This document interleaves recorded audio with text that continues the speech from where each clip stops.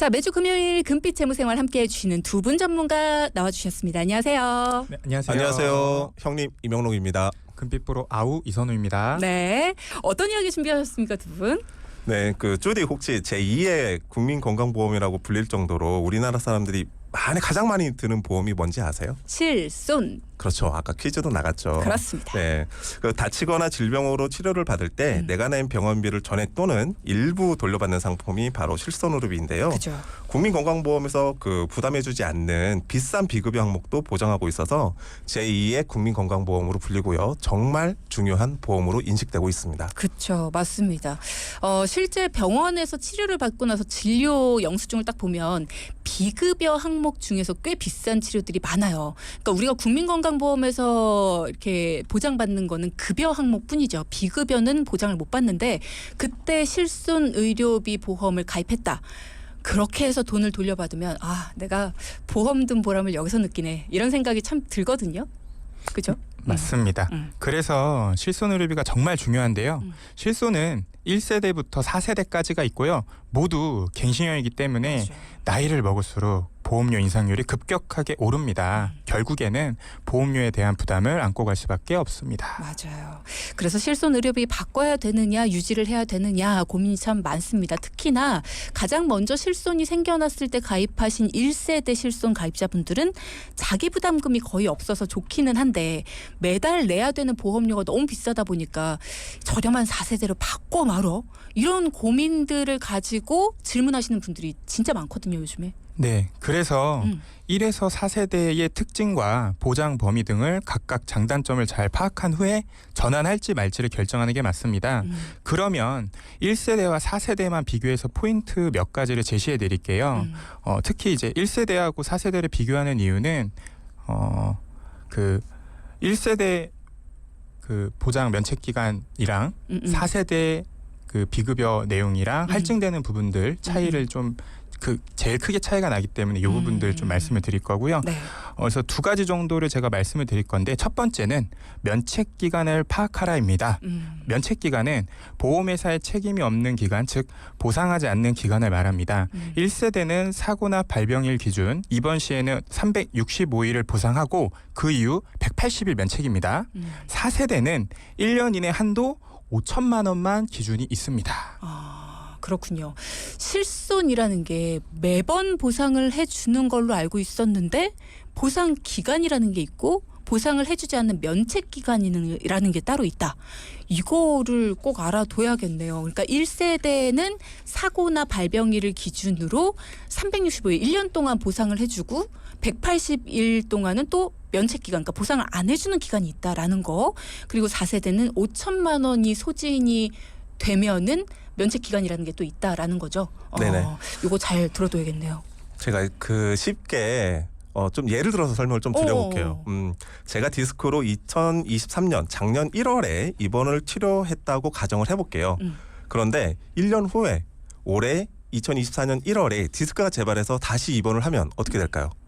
못 받는다는 거잖아요. 네, 맞습니다. 처음 발병일로부터 365일이 딱 지나고 그 180일 면책 기간 안에 들었기 때문에 보상해주지 않아요. 그런데 제가 만약에 4세대 실손의료보험을 갖고 있는 경우에는 디스크로 입원해서 1년에 5천만 한도 내로 다 쓰지 않기 때문에 그 이후에도 보상받을 수 있는 확률이 매우 높고요. 그리고 실제로 급여 5천만 원, 비급여 5천만 원 합쳐서 1억 한도기 때문에 실제로 디스크로 1년 이내 그 정도 쓰시는 분들은 없습니다. 그러니까 그 다음에 내가 1년 뒤에 입원했다 하더라도 보상받을 수 있는 게 확률이 높은데 보상 기간에 따른 그 면책 기간만 보면 4세대가 조금 유리하고요. 그래서 고혈압이나 당뇨 합병증으로 장기간 입원 치료하거나 그렇게 꾸준하게 치료를 받으시는 분들이거나 또는 입원해서 암 치료 꾸준하게 받으시는 분들이 있죠. 이런 분들 같은 경우는 오랜 치료 기간이 필요하기 때문에 면책 기간을 좀 확인해 보시기 좀 바랍니다. 그런데 면책 기간은 판매 시기마다 달라요. 1세대는 똑같은데 2세대는 한 3번 정도로 나눠져 있고요. 3세대도 나눠져 있고 그렇기 때문에 보험사의 그 약관이나 또는 보험사 콜센터를 통해서 반드시 확인을 하셔야 됩니다. 면책 기간, 그러니까는 보장을 안 해주는 기간이 몇 세대냐에 따라서 다르다. 이 부분은 반드시 체크를 해야겠네요. 만약에 내가 가지고 있는 실손의 면책 기간, 그러니까 보상을 안 해주는 기간이 어느 정도이냐, 요거 확인해보고 싶으신 분들은 전문가에게 도움 요청하시기 바랍니다. 네. 실손의료비 전환해야 할까 말까 고민할 때 고려해야 할 사항 두 번째는 보험료 할증입니다. 1에서 3세대는 보험금 청구가 많아도 보험료 개인 할증은 없습니다. 하지만 4세대에는 비급여 청구를 많이 하면 할수록 보험료가 추가로 할증됩니다. 즉 매년 보험료 산정 시 연령분 인상 플러스 할증으로 보험료가 더 인상되는 부분이 있습니다. 비급여 기준으로 5등급 분류해서 계산해 놨는데요. 내가 만약 1년 동안 비급여 치료를 100만 원 미만 받았다. 그러면 할증이 없고요. 150 미만이다. 그러면 100% 할증. 그리고 300만 원 미만일 때는 200% 할증.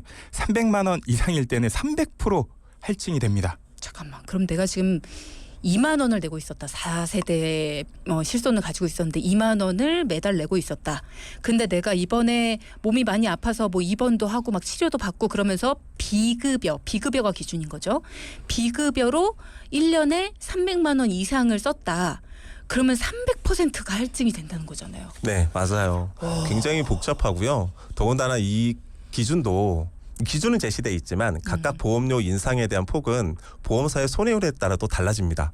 그러니까 A라는 회사가 더 많아질 수도 있고 보험료가 B라는 회사가 다음에는 더 많아질 수도 있는 거예요. 일률적인 게 아니라. 네, 그러니까 회사마다 보험사의 손해율에 따라 실손의료비 보험료가 달라지기 때문에 이 부분 반드시 좀 기억을 하시고요.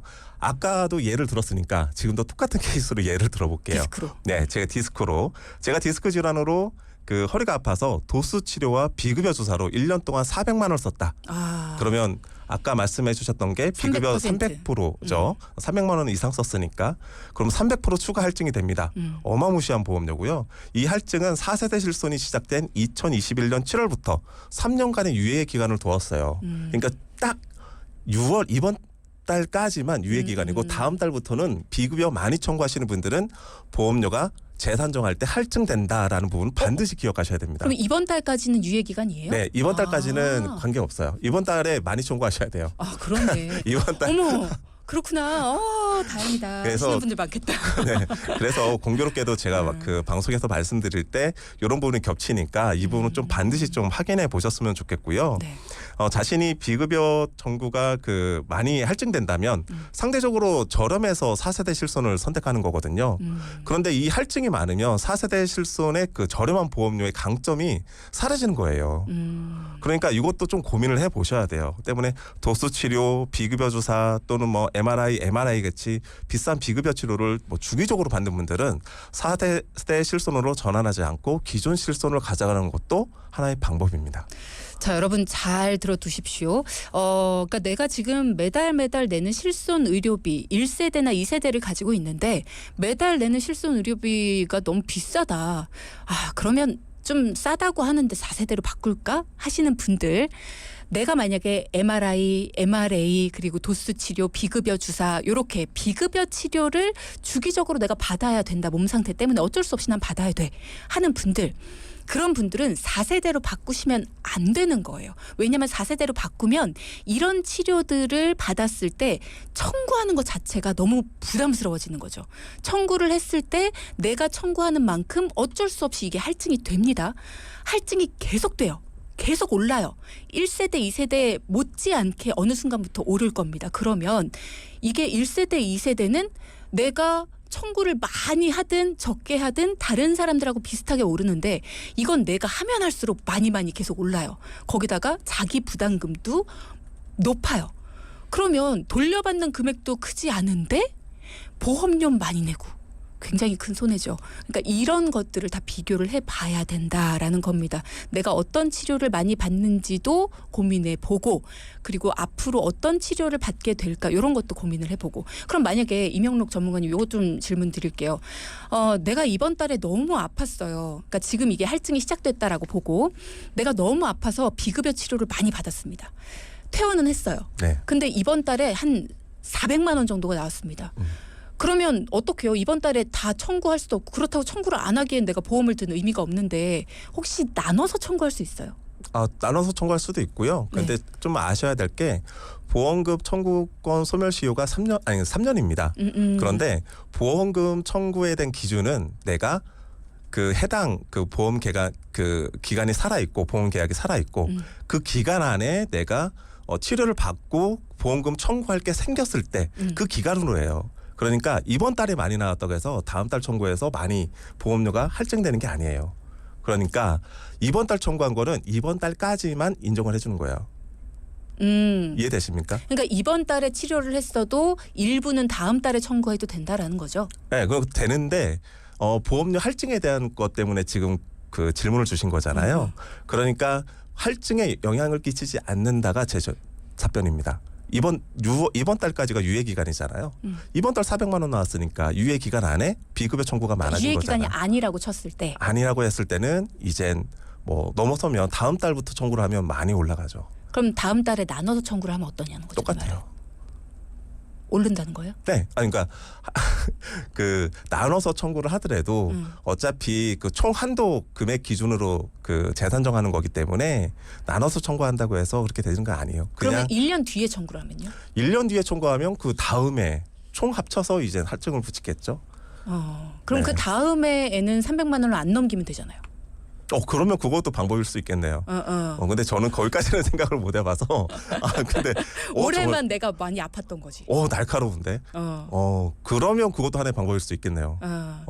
올해 만약에 내가 치료비가 좀 많이 나왔다. 그러면 그거를 좀 나중에 청구해보는 방법도 있지 않을까라는 생각을 해봤습니다. 내년엔 안 아플까 이런 생각을 해보면서 자 어쨌든 제2의 국민건강보험으로 불리는 실손의료보험 특히나 1세대 실손보험의 갱신 주기가 돼서 급격하게 인상되는 보험료 때문에 4세대로 전환을 해야 될까 아니면 유지를 해야 될까 고민인 분들이 참 많으실 것 같은데 자, 늘 말씀드리지만 누구에게나 정답이 동일하진 않습니다. 다른 사람에겐 정답이지만 나에겐 오답이 될 수도 있어요. 1세대 실손도 4세대 실손도 각자의 장단점이 있습니다. 보험은 듣고 보면 다 좋죠. 나쁜 보험은 없습니다. 단지 그게 나한테 맞느냐 아니냐 그거를 판단해야 되는 거고요. 그냥 누가 좋다 그랬다고 누가 도움 받았다고 그럼 나도 들어야겠다 이렇게 할 게 아니라는 겁니다. 보험이야말로 내가 나를 꼼꼼하게 분석하는 게 첫 번째 그리고 나한테 맞는 걸 찾는 게 두 번째. 근데 이게 정말 어려운 일이에요. 그래서 나의 어떤 걸 분석해야 되는지도 잘 모르겠고 그걸 또 어떻게 찾아야 되는지 내가 원하는 걸 어떻게 찾아야 되는지 모르겠다 하시는 분들도 전문가에게 도움을 요청해 보시기 바랍니다. 무료로 여러분께 혜택 드릴 거고요. 돈키호테가 검증을 통해 모시고 온 실력 있는 전문가 분들이 여러분 가정경제 상담 최우선으로 해드리겠습니다. 오늘도 재무 고민 꼼꼼하게 점검해 드리는 두 분 전문가가 함께하고 계시고요. 단문 50원, 장문 100원의 정보 이용료가 부과되는 샵 0999 전문가 상담 도움 필요하다라는 말씀만 주시면 됩니다. 기회는 올 때 잡아야 되는 거 아시죠? 오늘도 12시까지 열려 있습니다. 이번에는 두 분 전문가께 고민을 직접 상담 받으신 그래서 전반적으로 재무 고민을 해결하신 청취자분의 사연 들어보겠습니다. 어떤 사연일까요? 안녕하세요. 경기도에 사는 택시 운전사입니다. 얼마 전에 직장 동료들하고 술 한잔 하다가요. 동료 친구가 뇌경색으로 쓰러졌다고 하더라고요. 평소에 정말 건강하던 친구였는데 갑자기 쓰러졌다니까 남일 같지가 않았습니다. 근데 쓰러진 동료 친구가 한 달에 보험료를 100만 원을 넘게 냈다고 했거든요. 근데 진단금을 한 푼도 못 받았다는 사실을 듣고 진짜 충격이었습니다. 저도 아내가 가입해준 보험이 있긴 한데 보장은 제대로 받을 수 있는 건지 아프기 전에 좀 미리 점검을 받아야 하는 건 아닌지 그래서 사연 보냅니다. 전문가님들이 좀 도와주세요. 제가요. 이런 사연 듣잖아요. 전문가님들. 진짜 속이 터집니다. 아니 돈 많이 낸다고 좋은 보험이 절대 아니다라는 얘기를 제가 진짜 수도 없이 하거든요. 이분 100만 원씩 내셨잖아요. 근데 뇌경색으로 쓰러지셨는데 보험금을 한 푼도 못 받으셨어요. 아니 이게 말이 됩니까? 이선 전문가님? 말이 안 되죠. 저 화나는 거 이해하시죠? 아니 보험을 드시면서 이럴 거라고 상상이나 하셨겠냐고요. 진짜 너무 속상한 일인데 자, 두 분이 사연자분을 직접 만나보셨어요. 어떤 상황이셨습니까? 네, 사연자분은 환갑을 앞둔 60세로 아내와 일남일녀를 둔 가장이셨습니다. 다행히 자녀들은 결혼하거나 취업해서 독립을 했고 아내분도 작은 가게를 운영하고 있는 맞벌이 부부였습니다. 소득은 부부 합산 700만 원 정도였지만 현재 경기가 좋지 않아 매출이익이 급격하게 감소하고 있는 상황인데요. 네. 보험료는 부부가 한 달에 약 140만 원 정도를 내고 계셨고요. 네. 이 중 보장성 보험이 90만 원, 연금 보험이 50만 원을 납입 중이었습니다. 두 분 다 소득이 불규칙하고 경기에 따라서 수입이 크게 변동될 수 있는 직업이잖아요. 그래서 앞으로 경기 침체가 계속되면 그에 따른 소득 감소도 피할 수 없는 상황이라 매출이 절반 이하로 줄 것을 감안해서 상담을 진행했습니다. 그렇군요. 수입이 불안정하고 변동성이 클 수밖에 없는 환경이라면 굉장히 보수적으로 그리고 또 최악의 상황에도 대비를 하는 게 중요하겠다는 생각이 드네요. 두 분 전문가님이 어떤 솔루션을 제시해 주셨는지 자세한 사항은 4부에 이어서 듣도록 하고요. 자, 4부의 본격적인 내용 들어가기 전에요. 질문 주신 분이 있습니다. 손명숙님. 저희 남편이 66세인데요. 1세대 보험 가지고 있습니다. 이번 달부터 18만 원으로 오르는데요. 나이가 있다 보니까 4세대로 갈아타야 될까 말아야 될까 고민입니다. 앞으로 노화 때문에 병원에 갈 일이 많아질 것 같아서요. 라는 말씀 주셨어요. 네, 제가 답변을 좀 드리고 싶은데 네. 첫 번째는 이 보험료를 18만 원이라고 말씀을 해주셨는데 이게 실손의료비 특약에 관한 보험료인지 아니면 전체 보험료인지를 먼저 한번 보셔야 될 것 같아요. 1세대는 종합보험으로 가입이 되니까요. 네. 네. 그러니까 제가 판단할 때는 제 경험상 18만 원의 보험료 안에 여러 가지 비갱신형 특약들이 더 있을 것 같아요. 그러니까 실손의료비 특약이 18만 원인지를 먼저 한번 보셔야 되고 네. 만약에 그 특약만 18만 원이다. 그러면 정말 많이 나가는 거거든요. 66세인데 이 정도면. 네. 그럴 경우에는 좀 따져봐야죠. 앞으로 이게 3년이나 5년마다 보험료가 인상이 될 건데 그 인상률 폭과 내가 4세대로 전환했을 때 그 차감되는 금액 이런 부분을 비교했을 때 아마 4세대로 전환하는 게 경제적인 부분에서 월등하게 유리할 겁니다. 이런 분들 같은 경우에는 아직은 그래도 좀 더 건강한 상황인 거잖아요. 앞으로 병을 갈 일이 많았을 텐데라고 말씀해 주셨으니까 그럴 경우에는 4세대로 전환하는 게 저는 유리해 보여요. 그러니까 지금 벌써부터 몸이 여기저기가 좀 쑤시고요. 지금도 병원을 좀 많이 가요. 이게 아니라 앞으로 아프지 않을까요? 이거라면 실손은 실제로 손해보는 금액이잖아요. 그런 부분은 지금 경제적으로 좀 줄이는 게 낫지 않을까라는 말씀을 주셨습니다. 차라리 그걸로 큰 돈이 나갈 만한 그런 병에 대해서 조금 부족한 게 있다면 그걸 가입하시거나 아니면 줄어든 금액으로 내 노후를 대비하시거나 그런 게 낫지 않을까라는 이야기 주셨습니다.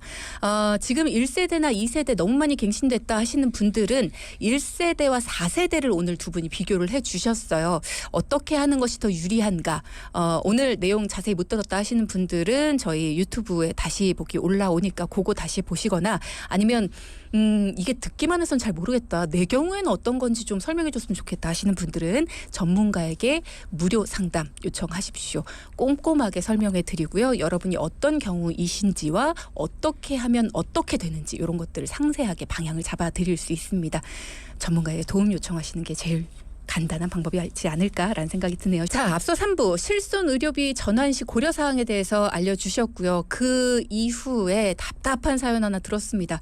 택시 운전하시는 60대 사연자분, 멀쩡하던 동료분이 갑자기 뇌경색으로 쓰러지셨는데 비싼 보험료를 내시면서 보장을 하나도 못 받는 거를 보셨어요. 아유, 남일 같지 않더라고요 하시면서 아프기 전에 제대로 보험 점검 받고 싶다라고 하셨는데 이분은 참 다행이죠. 두 분을 만나셨으니까. 현재 사연자분이 내고 계신 보장성 보험 큽니다. 90만 원 내고 계시고요. 연금 보험이 50만 원이에요. 금액 많이 나가네요. 매달. 네, 가입할 수 있으니까 가입하셨을 텐데 그래도 이 금액이면 정말 큰 금액인 거 맞고요. 그나마 연금 보험 같은 경우에는 내가 나중에 연금으로 돌려받을 금액이기 때문에 많이 저축하는 것도 나쁘지 않습니다.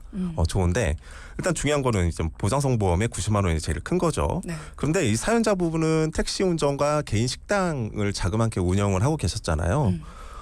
바쁘게 지내고 계시다 보니까 열심히 일을 해서 뭐 돈도 많이 벌고 이렇게 하고 있다 보니까 몸이 조금씩 아프신 거예요. 살다 보면 네. 아파요. 그러다 보니까 이것저것 여기저기에서 오는 대로 이제 보험을 가입하게 된 케이스인데 우선 남편분의 보험을 보면 2건의 종신보험이 있고요. 2건의 갱신형 암보험이 있습니다. 그리고 죄송합니다. 그리고 운전자 보험을 가입하셨는데요. 두 건의 종신보험 중 한 건은 이미 완납한 상태였어요. 그러니까 총 4건의 월 보험료가 남편분만 한 41만 원 정도 납입하고 있는 상황이었습니다. 그래도 이미 한 건이 완납이 됐다라고 하니까 또 종신보험 비싼데 비싼 거 하나는 또 완납이 됐네요. 보험료도 중요한데 보장 범위가 더 중요하잖아요. 어떻게 가입이 되어 있으셨어요? 네, 남편분의 보장 범위는 종신보험답게 사망보험금 2억으로 큰 금액 준비하셨고요. 암 2천, 뇌졸중 500, 급성심근경색증 500, 입원 수술 실손의료비 가입하셨는데요. 완납한 종신보험의 경우에는 2003년 1월에 가입해서 일반암, 뇌졸중, 입원, 1에서 3종 수술비 특약이 매우 좋았고요. 20년간 완납 유지하셔서 다행이었습니다. 하지만 아쉬웠던 부분도 있었는데요. 네. 가장 중요한 실손의료비 특약을 종신보험에 가입해서 매우 비싼 보험료를 납입 중이셨습니다. 몇 세대 실손을 가입하신 거예요? 이게? 1세대를 가입을 한 거죠. 2003년 2세대 실손의료비를 가입하신 거죠. 2세대. 2013년에 가입하신 네, 거니까. 2013년도에 가입하셨으니까 2세대 실손의료비를 가입한 거고요. 2세대도 보험료가 많이 인상되어서 남편분 역시 실손을 4세대로 전환할지 말지 고민하고 계셨던 상황이었어요. 60세라고 하셨잖아요. 보험료가 얼마나 오르신 거예요? 그 전보다. 그전에는 지금 실손의료비가 종합보험 내에서 실손의료비 특약만 한 7만 원 정도? 요 정도 선에서 내고 계셨었는데 이게 이젠 지루가 날라오잖아요. 이렇게 갱신됩니다. 보험료가 인상됩니다 하고 이제 먼저 통지가 오게 되는데 거기에서 이제 10만 원 가까이 올라가게 되는 거예요. 10만 원 가까이로. 그러니까 보험료가 너무 부담이 되는 거죠. 혼자만 있는 게 아니라 사모님도 계시잖아요. 그러니까 이런 부분을 전환할지 말지 고민을 하고 있었던 상황이라고 보시면 됩니다. 지금 60세시면은 앞으로가 더 걱정이 되시죠. 이제 이번에 이만큼 올랐으면 다음번엔 도대체 얼마가 오르는 거야? 이런 생각이 이제 드시거든요. 남편분 보험 조정은 어떻게 도와주셨을까요, 두 분? 네, 남편분은 고혈압, 당뇨 등의 기저질환들이 있으셔서 고민하셨는데요. 3부에서 말씀드린 대로 몇 가지 기준으로 알려드리려고 함께 고민해본 결과 이제 3만 원대 4세대 실손으로 전환하기로 했습니다. 근데 이제 4세대로 실손을 전환하기로 결심한 이유가요. 그 기저질환 있던 부분 외에는 크게 병력이 없으셨거든요. 그래서 당뇨, 고혈압 같은 경우에는 그냥 약을 처방받을 뿐이지 크게 이제 비급여 치료를 받으시는 부분들은 없으세요. 그래서 과감하게 4세대 실비로 전환을 하시게 됐고요. 네. 하지만 실손을 4세대로 전환하면서 종신보험에서 1억 원의 사망보험금이 남게 되는데요. 네네. 그럴 경우에도 이제 보험료가 15만 원이 넘고 이게 이제 유니버셜 기능이 들어간 종신보험이셔가지고 감액 완납이 되지가 않으셨어요. 네, 저희가 이제 그 완납 처리하고서는 더 이상 납부를 안 하게 해드리려고 도와드리려고 했는데 그게 좀 불가능한 상태여가지고 그리고 이미 완납한 종신보험에서 1억 원의 사망보험금이 이미 준비가 되어 있으니 계속 납부 중이셨던 그 남아있는 한 건의 종신보험은 정리를 해서 해지환급금을 저축자금으로 활용하시기로 했습니다. 그러니까 진작에 조금만 더 일찍 만났으면 손해가 조금 더 적었을 텐데 하는 생각이 듭니다. 그리고 두 건의 갱신형 암보험도 가입하고 계셨었는데요. 네. 이 상대적으로 한 건이 보장 범위가 너무 좋지 않았어요. 전립선 암도 이제 소외감으로 빠져 있고 보험료도 좀 비싸고 뭐 그런 것들이 있어서 네. 이런 부분은 좀 과감하게 좀 한 건은 해지하기로 했고요. 네. 한 건은 남아있는 한 건은 갱신형 보험이긴 하지만 아직 보장받을 기간이 좀 길고요. 그다음에 택시 운전하면서 은퇴하기 전까지는 충분히 보장받을 수 있는 기간이 남아 있었기 때문에 다행이네요. 그 상품은 유지하고 갱신하지 않고 이제 만기 시 해지하기로 했습니다. 그리고 부족한 뇌혈관 질환과 특정 심장 질환 그리고 암 수술비도 비갱신형으로 좀 준비해 드렸는데 이렇게 하니 월 보험료 한 14만 원 정도면 충분히 준비를 하실 수 있었습니다. 여기에 암 진단비 1천만 원 또는 주요 암 치료비, 뇌혈관 질환 1천만 원, 특정 심장 질환 각 1천만 원 그리고 기존의 상해 수술비와 질병 수술비를 조금씩 가입하고 있었기 때문에 없었던 1호종 수술비를 추가로 준비할 수 있었고요. 기존의 운전자 보험은 영업용으로 준비를 잘 하고 계셨기 때문에 그 상품은 그대로 유지하기로 했습니다. 결론적으로 4세대 실손의료비로 전환하고 이렇게 새롭게 구성된 보험은 종합보험 월 25만 원 정도로 내고 준비가 되었고요. 기존 41만 원에서 16만 원 정도를 절감할 수 있었습니다. 그리고 한 건의 종신보험은 우리가 아쉽게 좀 해지하기로 했잖아요. 네. 그 해약환급금이 약 1,300만 원 정도 확보할 수 있었습니다. 자, 상담만으로 16만 원의 보험료가 줄어들었습니다. 이 말은 무슨 말이냐? 이만큼만 내고도 충분히 보장받을 수 있었던 보험을 오버해서 가입을 한 거죠. 그러니까 낭비가 되고 있던 돈이 16만 원이 있었다라는 얘기입니다. 기존에 없었던 뇌혈관과 심혈관 질환 그리고 암주요 치료비라는 굉장히 좋은 그런 특약들까지도 구성을 더했는데도 불구하고 16만 원이 줄어들었다. 낭비한 금액입니다. 그동안 우리가 그러니까 이분이 우리 사연자분이 매달 16만 원이라는 돈을 허투루 쓰고 있었다라는 얘기. 속상한 얘기네요. 아내분의 보험도 또 도와드려야죠. 네, 아내분도 남편분과 비슷하게 보험을 가입하셨는데요. 네. 한 건의 종신보험에 실손 의료비를 가입했고요. 종합보험으로 암 3천, 뇌졸중 2천, 급성심근경색증 2천이랑 수술비, 그리고 한 건의 운전자 보험과 두 건의 화재보험에 가입했습니다. 총 보험료가 월 49만 원이었는데요. 운전자와 화재보험 모두 적립보험료가 많아서 보험료가 낭비되고 있는 상황이었습니다. 여기서 적립보험료란 보험회사의 사업비용을 뺀 나머지 금액을 적립한 후에 만기 시 환급해 주는 거를 이야기합니다. 근데 평소에 보장성 보험에 있는 적립보험료는 좋지 않다는 얘기를 하셨었잖아요. 네, 맞습니다. 보장성 보험에 적립보험료를 넣어 저축하는 거는 좋지 않은 방법인데요. 이 적립보험료의 약 50% 정도는 사업비로 차감되고 보험사가 가져가고 나머지가 저축이 되는 구조예요. 그렇죠. 그러니까 10년 납 10년 만기 화재보험에 화재 실제 보장성 보험료는 한 9천 원 정도인데 한 9만 몇천 원 정도, 9만 천 원 정도가 적립이다. 그럼 나머지 50% 정도만 저축이 되고 만기 시 100% 환급이 안 되는 너무 구조거든요. 많이 가져간다. 네, 그렇기 때문에 이 보장성 보험에서 적립보험료 넣는 거는 추천하지 않습니다. 권하지 않는 방법인데 그래서 운전자 보험과 두 건의 화재 보험은 과감하게 정리하고 저렴하게 새로 준비하기로 했습니다. 그러면 적립보험료만 빼면 되는 거 아닌가요? 왜 정리하고 새로 들었어요?